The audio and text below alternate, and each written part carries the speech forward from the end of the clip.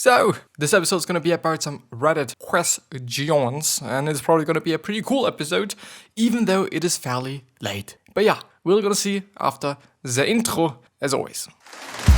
It's actually fairly late. I think it is one of the latest, well, I can't say it like this, but it's one of the latest episodes that I've ever recorded in terms of the time. I'd say, like, it is 9 p.m. Yeah, it is indeed 9 p.m. But it is fine, it still is fine. But before we even go through the episode, there's a bunch of things that I'm willing to talk about. The first thing is, if you're willing to listen to this as it would be a podcast, because it actually is a podcast, then please check out the first link in the description. Also, vice versa. If you are on a podcast and you are just willing to be on the YouTube channel, then please check out, I think, it should be the second link, just really below the first link. In terms of, like, the first link is for the podcast, then just right underneath the first link for the podcast, there's going to be the YouTube link. And the notes, which is not that important for this episode. If you're willing to add some music, please check out the third or actually fourth link, or the third section. And let's talk about sections here.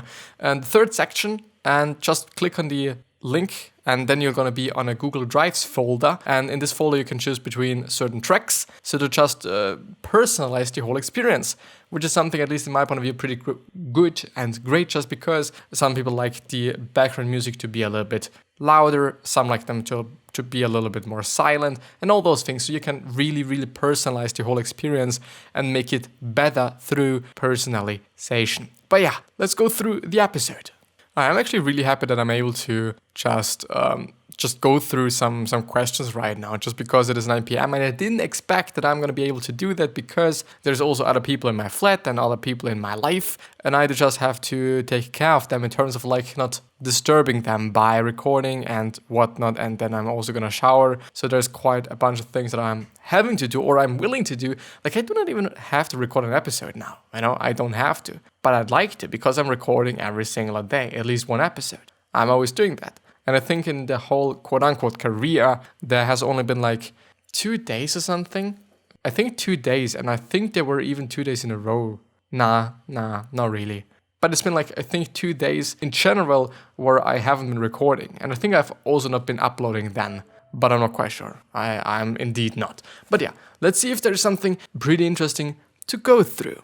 The first one, tool. In brackets, just a reminder you're doing this for you and how you see yourself X. So now you can even see me. When I started losing weight, I noticed people started talking to me or being nicer to me, and that my husband started being more affectionate towards me. I don't even know what this means, but I think it is something good. I would lay in bed and think, fuck man, people didn't like me before because I was fat, and I would feel bad. The kind of bad that you feel in your bones, it makes your body ache. It didn't like to think my worth was directly tied to my weight. What I've come to realize is that it is me. I'm nicer and I'm more approachable and I'm in a better mood. I smile. People want to talk to me because I want to talk to people. My husband is more affectionate with me because I'm more affectionate with him. They weren't measuring my worth by my weight. I was. Fuck. And I would say so as well. Like, you're of course doing it for yourself, especially, like, I do also have to say, like, other people and their opinion and what they might be thinking about you and how much worth you are to them, it definitely just is a huge part in our life. And I guess it is just the case because we are in a society with many people, and I mean, like, yeah, we are always compared to other people, whether it is in school, whether it is in job, whether it is just everywhere, we are compared to other people, and we're just also comparing ourselves to other people. So there's actually a lot of things that lead to something like that, I would say. But in the end, I gotta have to say that if you are happy, everything is nice. If you're happy, everything is fine. If you're happy, you're just having a good life, whether you're having a lot of money or not. Because if you're not having a lot of money and you're therefore sad, means that you're not happy because you are sad because of your money, for example. So if you're truly, truly, truly happy, you're happy, and then everything is basically good, kinda.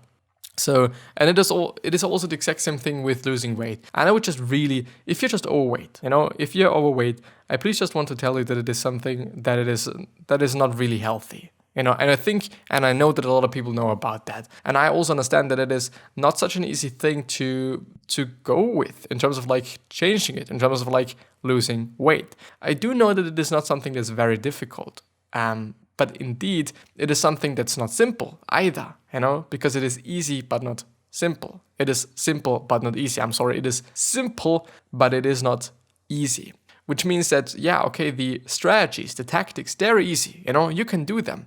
But, or they are simple actually, just eat less in terms of like not eating enough calories, or just having a deficit of maybe 500, maybe 1,000 calories, because you can't gain weight if you're not just in an overload of calories. There is no fucking way you can do that. It is physically not possible. The thing there is, this is simple, the whole concept is simple. Doing that is simple, but it is not easy, because it just, you have to be disciplined with yourself, A part of it is discipline, a part of it is just starting with it, which is probably going to be the most important and also most difficult thing. So it is just not easy. It really, really, really is just not easy, and I can understand it. And I don't want to judge you, and I don't want you to judge yourself as well, because it is totally fine, But I do just want you to notice and understand that it is something that's really, really unhealthy and can just really make you feel bad. Besides the whole psychological thing, it can really make you feel bad in terms of your physiology. It really can. And I really do just want to, I really do want to move you to do something about that.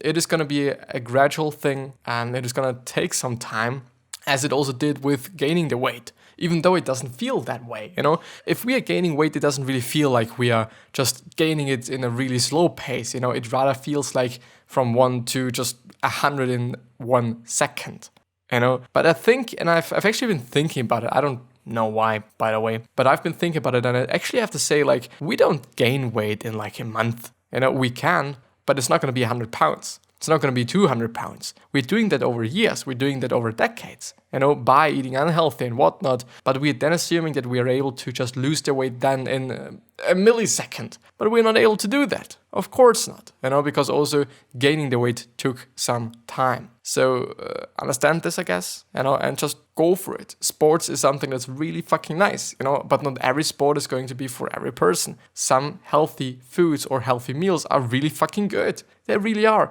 And I know that you also know that some of them are really, really, really fucking good, I don't know. I think the most problem is just being disciplined with it, I'd say. Don't be afraid to make mistakes. Be afraid if you're not making any.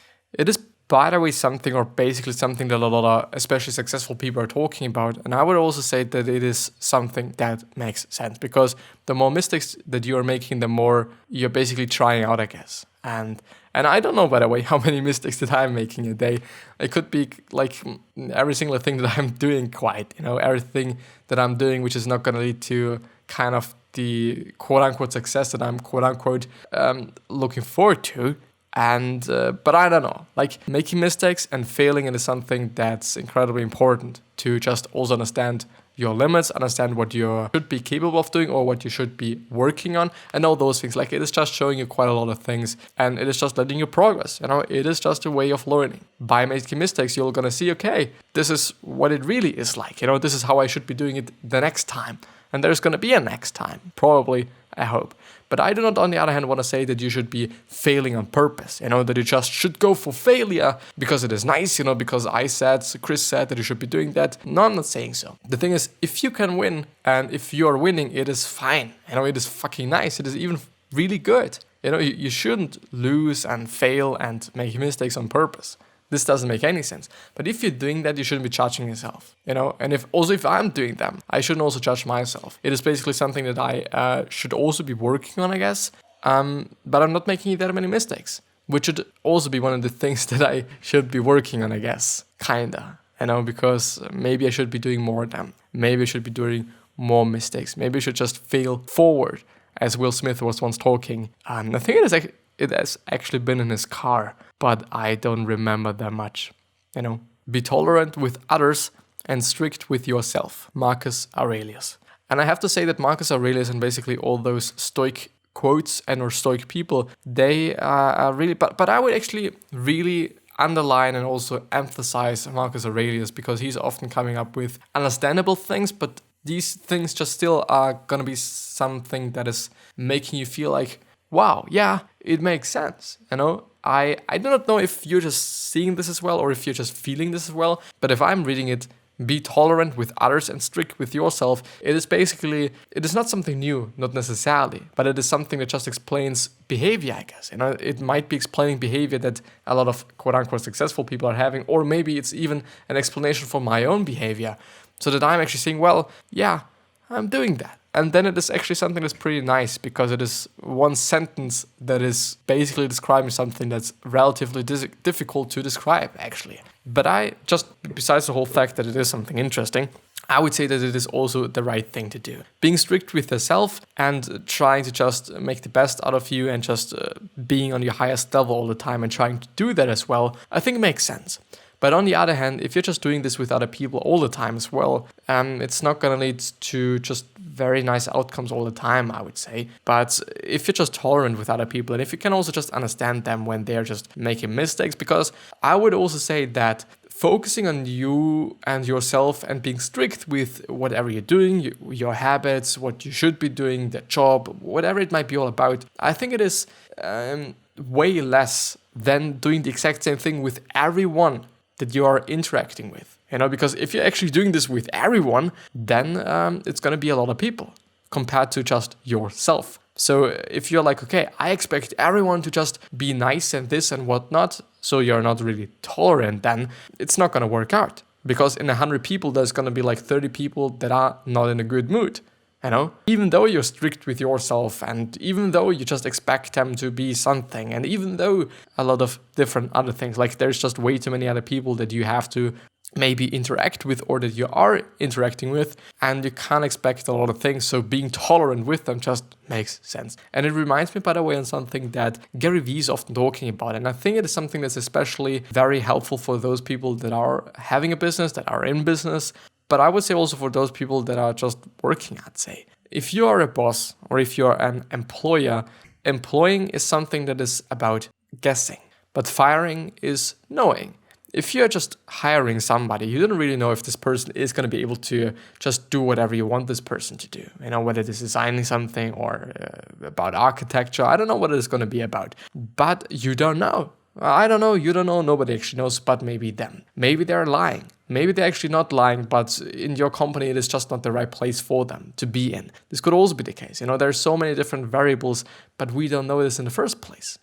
We sometimes even don't know after we have fired them. We just then know, okay, this person didn't do a great job, so therefore I just had to fire this person. Because of maybe money reasons, because of other reasons, I don't know. But the thing is, like, we don't know. We don't know if a person is going to be good. Of course, if the resume is good, if the CV is good, if whatever is good, then we can expect them to be good, but we don't know. It is a huge point, but if you're firing somebody, you know that this person wasn't just as good as you thought, maybe, or that this person just wasn't good enough. And that's then it, then that's quite it. But you know that it is the case. It's just compared to hiring, which is not a knowing thing, but it is a guessing thing. So hiring is guessing and firing is knowing. I think that's actually something that's pretty cool. Like, I also like to talk about it, by the way. Please work. So apparently my shortcuts aren't working. So yeah, not that of a nice thing. Oh, now they're working again. Getting out of my comfort zone and joining my school's women's rugby team. And I appreciate that. I appreciate that in schools there are things for women as well, and for women only as well, because I do really enjoy emphasizing these points, because I do just still don't understand why certain I don't know if it is actually kind of the generality or something, or if it is kind of the case in general, but at least in Austria it is the case that the women do not have to get paid as much as men do. And I don't fucking understand it, because especially if it is about just, I don't know, some things like marketing and some things that just basically everyone is able to do. Why? Of course, I think employers are able to regulate that in terms of actually they can decide whether they are just paying them less or more or the same or whatnot. But I don't understand that. I don't understand that it is actually just done by law. I mean, I can also understand those companies that are saying like, well, we're not going to pay them as much because when they are just pregnant and we have to take care of them, basically because in Austria it is the case that you're having like, I would say 9 weeks off or something when you are having a baby.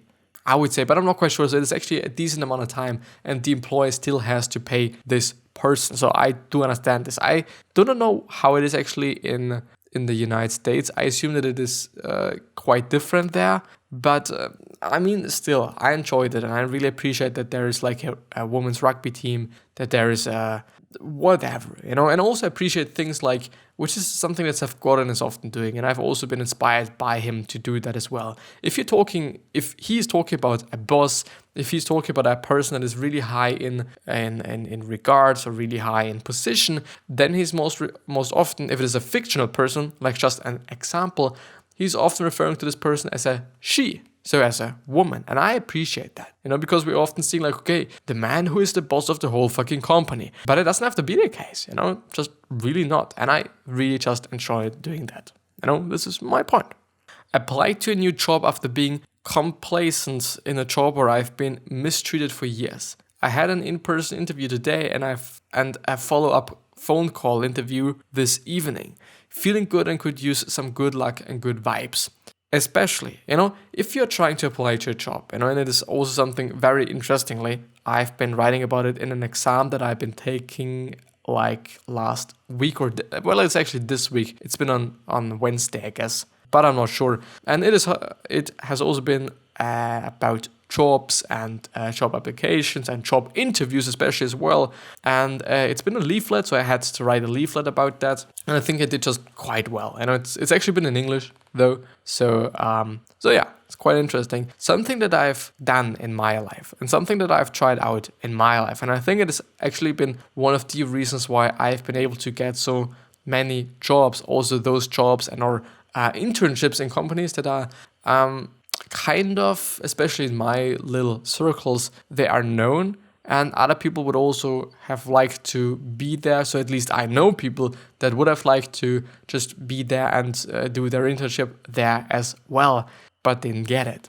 And I think one of the keys there is that you just have to think about what you can be doing for the other person. Why would somebody employ you if this person knows that you're not going to be able to give them something? Why? What's the trade-off then? You're there to just do a specific work, I'd say, or I assume actually. And I think they are also expecting you to do really great work. So if you're just writing the application, talking about what you can do for them makes sense, because they're searching for somebody for them. They're not trying to just give you money and whatnot. They could, but they wouldn't, I guess. It is not really about you. And this is my point. It is not about you. It is about the company. And it is about them. And so by communicating that you're trying to give some value to them, which in the end maybe is not the case if you're just in an internship and whatnot, maybe. And I still wonder, just because I've also used it in all my emails where I've consciously been using this one. I've obviously been using it. But the thing is, I have a feeling that it is just because of that. I have a feeling that it is just because of that and not merely about my skills, especially in the graphic design thing or theme or whatever. But I think that it is mainly because of how I've been writing things, even though as I'm just looking back to it, actually the last boss that I had in my internship, he said like, well, the internship guys, they can't help us. He's just merely being nice, and that's quite it. He's trying to be nice. He's trying to give these people some opportunities to see real world examples and whatnot. But of course, you're also going to be able to employ somebody in the future, one that has done an internship at your place and all those things. Like it's not only just about them in the real end. But the thing is like, don't only think about yourself. Really write it into the application, but also look it up once again. Look it up once again and see what you can find about just writing about the company and trying to help the company and trying to give something to the company on the web. You're probably going to find something, and you're probably going to find a pretty good article that might be explaining even more than this small little point there. But I guess that this is going to be actually the end of the episode. I really enjoy it, or I've also enjoyed it, and I hope that you've enjoyed it as well. And if you enjoyed it, please subscribe to the podcast and also to the YouTube channel, and just also rate it. So if you've liked it, like it. If you've just not liked it, then please also just write it down in the comments. I would really, really, really highly appreciate that. And also just in generally highly appreciate that you've even clicked on this video or on the podcast or whatever. I have to really thank you for that. I really, really have to. So yeah, I wish you the best health, happiness, and also success. And I also hope that you're going to remind yourself and you're going to be remembered, which basically means your legacy, which basically means just being a nice person and then being remembered as a nice person. And with that being said, I'll hopefully see you the next time.